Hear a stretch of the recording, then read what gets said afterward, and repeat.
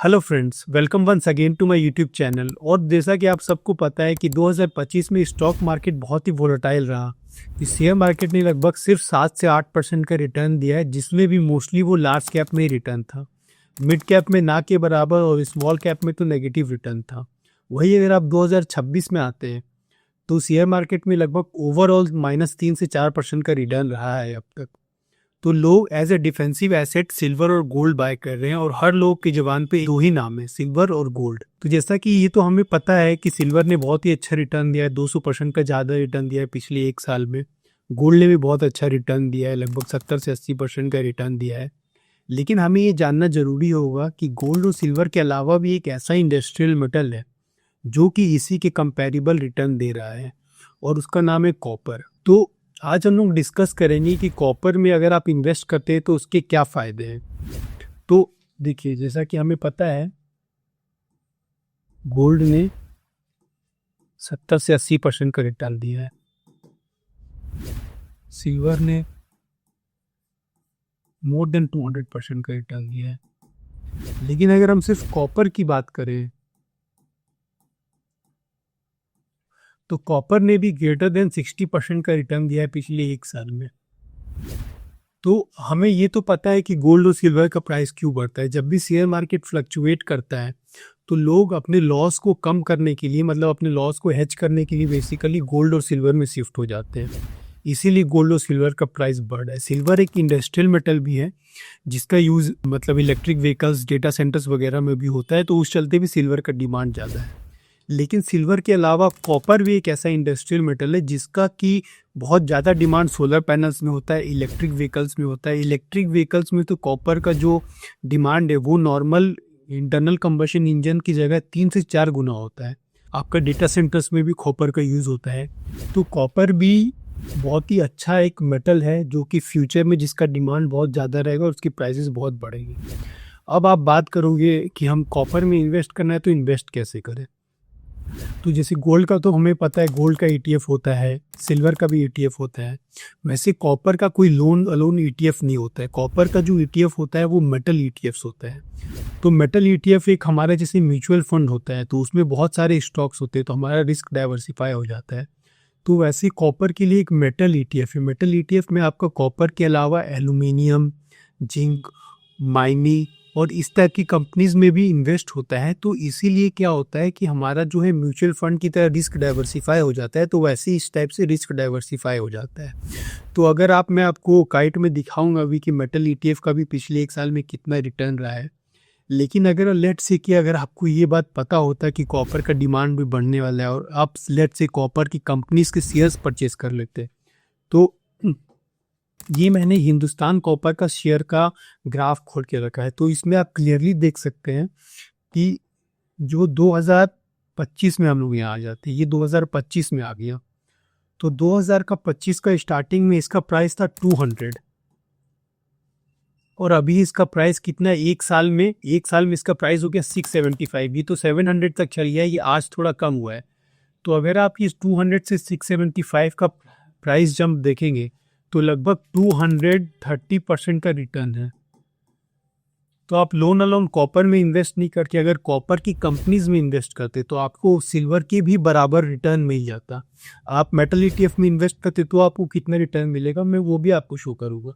उसी तरीका से जो इंडस्ट्रियल मेटल्स है, जैसे कि मान लीजिए वेदांता, तो वेदांता एल्यूमिनियम बनाता है, जिंक बनाता है, और कॉपर में भी थोड़ा बहुत है उसका एक्सपोजर।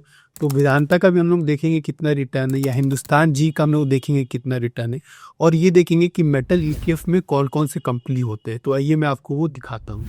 तो ये वेदांता का शेयर है। तो वेदांता का भी शेयर आप देख सकते हैं 2025 में लगभग 400 के आसपास था, और अभी वेदांता का शेयर चल रहा है 700 के आसपास। मतलब आप देख सकते हैं लगभग 75% का ग्रोथ है एक साल में। तो सिल्वर और गोल्ड में तो आप इन्वेस्ट कर ही सकते हो, लेकिन सिल्वर और गोल्ड के अलावा जो भी मेटल्स, इंडस्ट्रियल मेटल्स है, जैसे कि कॉपर हो गया या जिंक हो गया या एल्यूमिनियम हो गया, ये सब में भी तेज़ी आ रहा है। तो ये सब का भी शेयर काफ़ी अच्छा रिटर्न आपको दे रहा है। अब मैं आपको क्यों इसमें बोल रहा हूँ इन्वेस्ट करने। आप तो बोलेंगे कि सिल्वर में मेरे को 200% का रिटर्न मिला, लेकिन इसमें तो मेरे को 80% का ही रिटर्न मिल रहा है, तो मैं इसमें क्यों इन्वेस्ट करूँ। अगर आपको उस हिसाब से आप देखेंगे तो हिंदुस्तान कॉपर का शेयर में तो आपको 275% का रिटर्न मिला है। मैं आपको इसमें इसमें इसीलिए डाइवर्सिफाई अपने पोर्टफोलियो को करने बोल रहा हूँ, क्योंकि सिल्वर और गोल्ड जो है वो डिफेंसिव स्टॉक्स होते हैं, वो आपका ग्रोथ स्टॉक्स नहीं होते हैं। लेकिन ये सब जो होते हैं ये आपका कंसिस्टेंट ग्रोथ देगा over a long period of time आपको। जैसे कि मैं आपको अगर बताऊं कि सिल्वर में आज बहुत ही तेजी, बहुत ज़्यादा गिरावट आई है, 50-60 हज़ार का लगभग गिरावट आई है। और सेम हो सकता है कि आगे मतलब आप चाहेंगे तो और भी ज़्यादा गिरावट आए, मतलब ऐसा माना जा रहा है, मतलब जेपी मॉर्गन तो ये कह रहे हैं कि 50% तक सिल्वर करेक्ट हो सकता है। तो और 2011 में भी सिल्वर में इसी तरीका से तेजी आया था। फिर 2011 से 2024 तक सिल्वर का मार्केट एकदम फ्लैट रहा था। गोल्ड का अगर आप CAGR देखेंगे ओवर द पास्ट 20 ईयर्स तो वो 8 से 9% के ही तेजी से ग्रो करता है, मतलब जस्ट इन्फ्लेशन को बीट करता है गोल्ड। तो अभी जब जैसे आपको पता है कि अपने पोर्टफोलियो में आपको डाइवर्सिफाई करना है या गोल्ड या सिल्वर लेने में भी आपको एक प्रेजेंट मोमेंट में थोड़ा सा डर लग रहा है कि पता नहीं इसमें करेक्शन आ जाएगी नहीं, तो आपके पास ये कॉपर से रिलेटेड एक मेटल ETF और कॉपर की कंपनी जैसे कि हिंदुस्तान कॉपर, और जो मेटल की कंपनीज है जैसे वेदांता या फिर हिंदुस्तान जिंक, तो इस टाइप की कंपनीज में भी इन्वेस्ट कर सकते हैं। अब कॉपर अगर आपको लेना है तो आपको वो कैसे इन्वेस्ट करना है, तो उसके लिए होता है मेटल ETF। तो मेटल ETF आपको कैसे मतलब देखना है या उसमें कितना रिटर्न है, मैं आपको वो भी शो कर देता हूँ। तो ये है मेटल ETF। तो मेटल ETF में भी आप देख सकते हैं कि मेटल ETF का प्राइस जो कि 8 रुपए के आसपास चल रहा था 2025 में, वो बढ़ बढ़ के हो गया अभी लगभग वो 12 रुपए के आसपास टच कर रहा है, मतलब कि 50% का रिटर्न है। तो ये आपका म्यूचुअल फंड की तरह होता है, इसमें बहुत सारी कंपनीज होती है। अब इसमें अगर आपको देखना है, अगर आपको सबसे पहले तो सर्च करना है मेटल ETF में, तो आप जीरोधा में जाएंगे, जीरोधा में आप सिर्फ मेटल सर्च करेंगे, तो मेटल सर्च करेंगे तो अपने पास आपके पास 3-4 ETF जो भी मेटल में ETF है वो सब आ जाएंगे। तो मेटल ETF आप कोई भी ले सकते हैं, एक मिराई एसिड का होता है, एक ICICI का होता है, एक ग्रो का होता है। तो ये मैंने मेटल ETF खोल रखा है। अब इसका हम लोग पोर्टफोलियो देखते हैं कि इसमें इसके मतलब इसमें है कौन कौन सा स्टॉक्स। तो अगर आप इसके पोर्टफोलियो में देखेंगे तो पोर्टफोलियो में large cap, mid cap, small cap, इस टाइप से कंपनी में इनका एलोकेशन है। मोस्टली 76% लार्ज कैप में। अब अगर आप इनके एक्सपोजर में जाएंगे तो आप देख सकते हैं मेटल्स एंड माइनिंग्स में 87% है, और इंफ्रास्ट्रक्चर में लगभग 3.3% है। बिल्डिंग मटेरियल्स में भी कुछ है, केमिकल्स में या अदर्स में भी। अब इसके हम लोग होल्डिंग्स में देखेंगे तो होल्डिंग्स में आप देख सकते हैं कौन कौन सी कंपनी को ये होल्ड करती है। तो टाटा स्टील, हिंडाल्को, ये मोस्टली एल्यूमिनियम में डील करती है। JSW स्टील, वेदांता, ये एल्यूमिनियम, सिल्वर, जिंक सब में एसेट करती है। बाकी तो अदानी इंटरप्राइजेस, जिंदल स्टील और ट्रस्ट, मतलब कि टेम्पररी कैश वो तो होता है। तो ये सारी कंपनीज है। तो ये सारी कंपनीज में आप एक साथ देख सकते हैं एक ईयर में 48% का रिटर्न है लगभग एक साल में। तो इस टाइप के आप मेटल ETF में भी इन्वेस्ट कर सकते हैं। इसमें हिंदुस्तान जिंक, हिंदुस्तान कॉपर का भी आई थिंक शेयर है। हिंदुस्तान जिंक, हिंदुस्तान कॉपर, ये रहा हिंदुस्तान कॉपर।